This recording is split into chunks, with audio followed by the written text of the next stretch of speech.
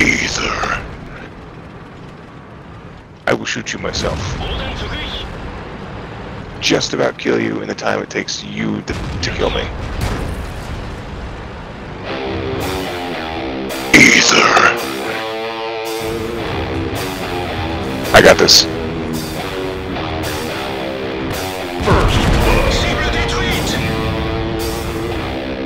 Hey folks, this is ioEther and we're back with some more World Tank Strategy. And see, this is ironic in the STA-1. This is a tier 8 game on mines.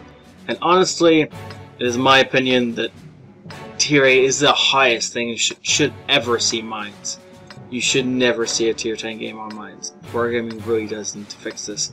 Anyways, as we jump into the standard game, if you really do enjoy it, please do leave a like. It really does help the channel quite a bit. And send me your videos. Well, not your videos, your replays. So, anytime you have an awesome game, you just send me the replay, and it will get posted. Not every replay gets posted, but I do try and post a variety of people. So, if you send me one and you haven't sent me a replay before, more than pretty good odds it'll get put up on the internet. So yeah, there we go. Now, as we jump into this game, Ronick takes first blood for, that seems kind of silly, but he does manage to get a return shot into the T-59, doing it, the T-59, the Type 59, doing approximately the same damage the Type did to him, so I guess it kind of evens out. Now, of course, you can't do that all game, otherwise you do only about 1400 damage, and that may not be enough for every game. Now, we'll have to see how this game turns out. Unfortunately, gun depression failing him right there, as he cannot aim down on the tanks he wants to shoot. He was hoping to get shots into the rear of that KB-3 and the T-34, but just couldn't. So that's okay. Perfectly fine. He is moving on to other targets. Now, a couple patches ago, they changed this ridgeline, so you can't use it the way you used to be able to, but you can still do things like this if people are silly enough to sit out in the open. Now, the A43 is slowly moving, but I thought he was going to sit there for a second and just accept another shot, which probably would have been death for him. But maybe not. Depending on how high Ronick rolled, he would have had to get a decently high roll in order to finish him off. But it doesn't matter, Ronick just runs around here, and he may get another shot at the E43 if he's silly enough to come over. Ooh, IS-6, top of the IS-6 turret. You'll pen that every time if you can shoot straight down into it. The problem is, of course, the IS can still aim up and shoot you. IS is preoccupied trying to kill tier 6 tanks, and doesn't stand much of a chance against all the firepower that's being directed at him.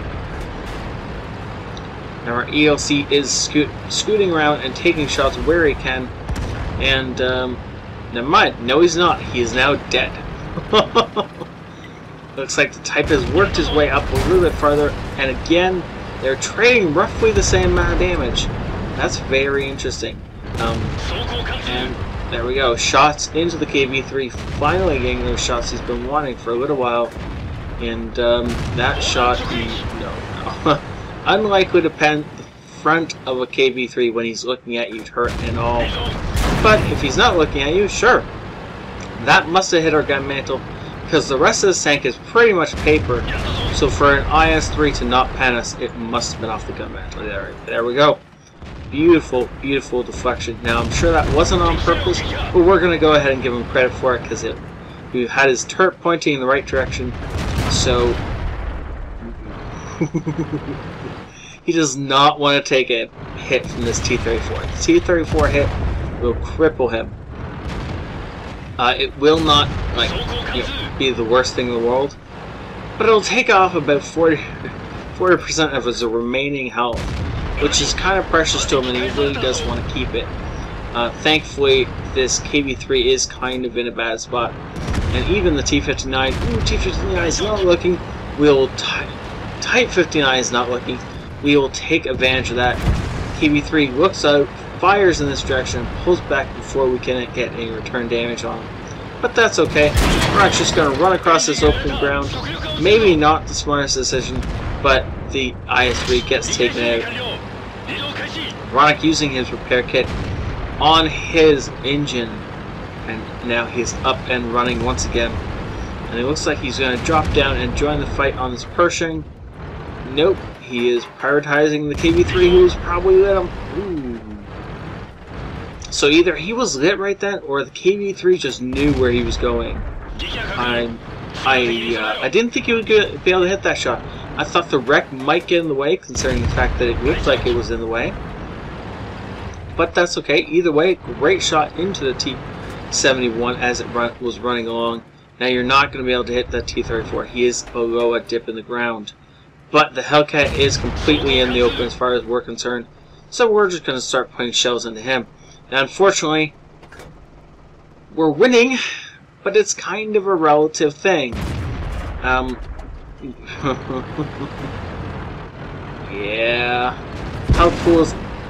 Yeah, actually, we have a lot more health than they do, so we're probably going to win this. The problem is, we have two DDs camping in the back of our base, and it's really just Ronic and this Carnarvon up here doing anything at all.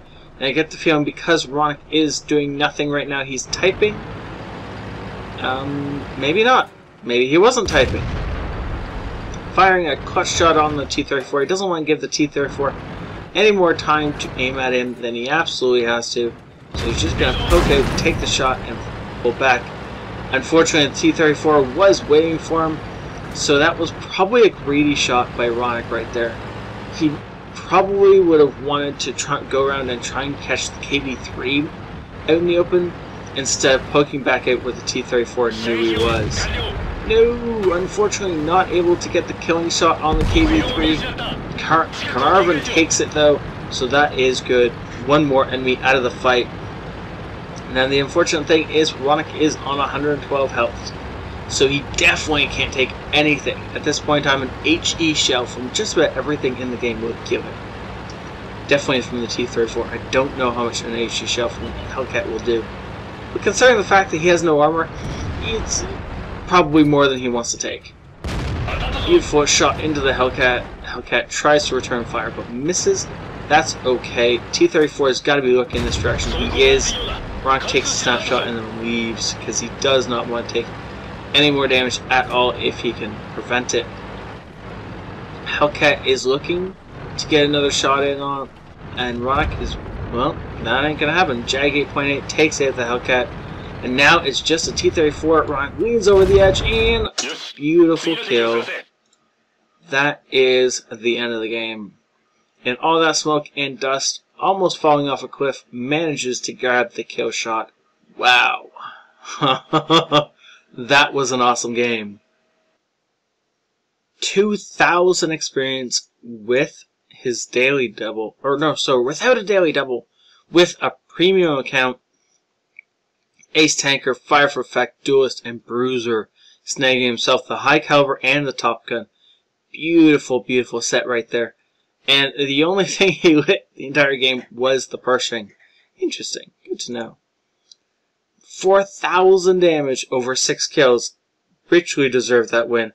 Type 59, who we were trading most of the damage with early on, actually was our chief rival of that game, though didn't come close to us in actual damage dealt.